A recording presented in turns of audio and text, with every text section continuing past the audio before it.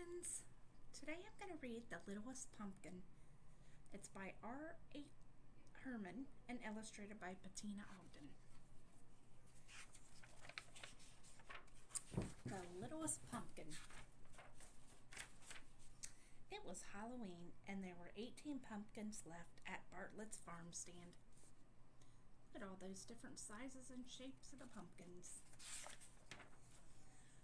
The pumpkins looked their very best because they all wanted to be taken home and made into jolly jack-o'-lanterns. The littlest pumpkin had the biggest dreams of all. She saw herself shining in the dark with ghosts, monsters, witches, and fairies gathered around her singing a Halloween song, and today was the day when all of her dreams were going to come true. Look how happy that pumpkin is. Maggie dropped by the stand on her way to school just as it was opening. "I want the biggest pumpkin you have for my class party," she said, looking at the pumpkins on display. She didn't even glance at the littlest pumpkin. The pumpkin Maggie chose was so big, Mr. Bartlett had to help her put it in her mother's car. That's a gigantic pumpkin. Then the twins arrived. Jess wanted the roundest, fattest pumpkin. Jen wanted the tallest, skinniest pumpkin. They both knew exactly what they wanted their jack-o'-lanterns to look like, so they already had an idea of what they wanted to do on their pumpkin. Later that morning, Mrs. Garland's class came to the farm stand to buy apples and pumpkins for their Halloween party. The littlest pumpkin was very excited when she saw all the children. "Now, certainly, I will be chosen by someone and made into a jack-o'-lantern," she thought.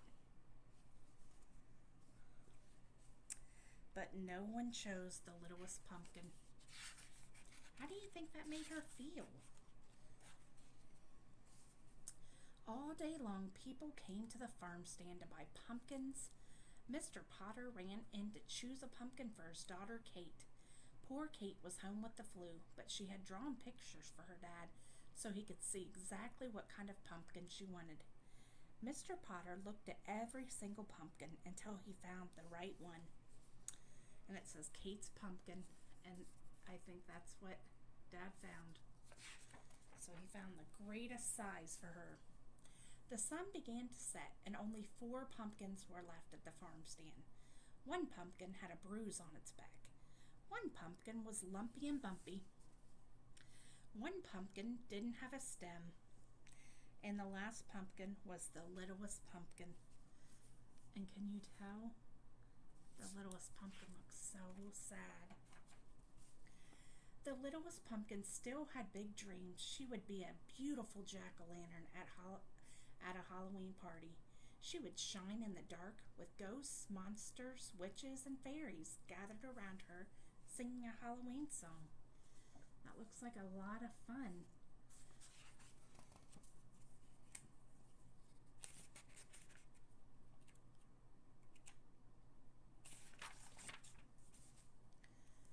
But while the littlest pumpkin was dreaming, Gabe and Mona arrived. They ran up to the 4 remaining pumpkins. Gabe grabbed the stemless one.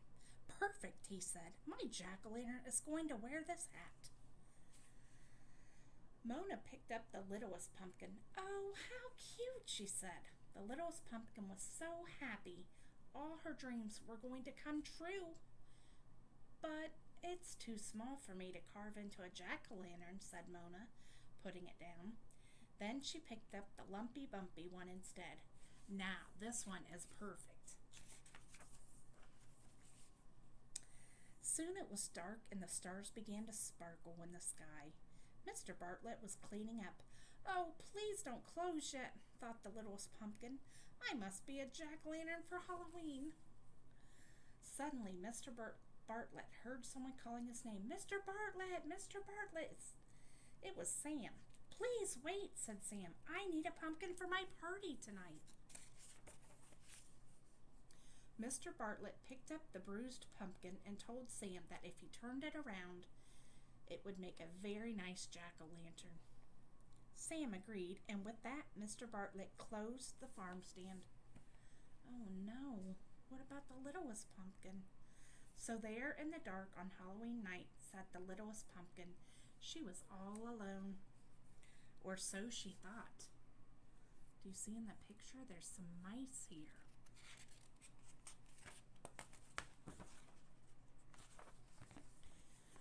For just when the littlest pumpkin was sure she was going to be spending Halloween night all alone in the empty farm stand, mice started scurrying around her. They were decorating everything, wearing tiny costumes, and carrying all sorts of Halloween goodies. And before the littlest pumpkin knew what was happening, so look, what do you think is going to happen? They're putting up all kinds of decorations. Everybody has their costume on. She found herself in the middle of a Halloween party. Mice dressed in costumes were bobbing for cranberries, playing pin the tail on the squirrel, and eating cheese and crumbs. Then the best thing of all happened. That looks like it's a fun time.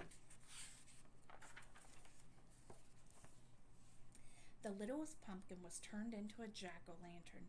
She was shining in the dark with ghosts, monsters, witches, and fairies gathered around her singing a Halloween song. All her big dreams had come true on Halloween night. So that was a nice little story. Even though nobody picked her, the mice still had a little party with her and turned her into a jack-o'-lantern.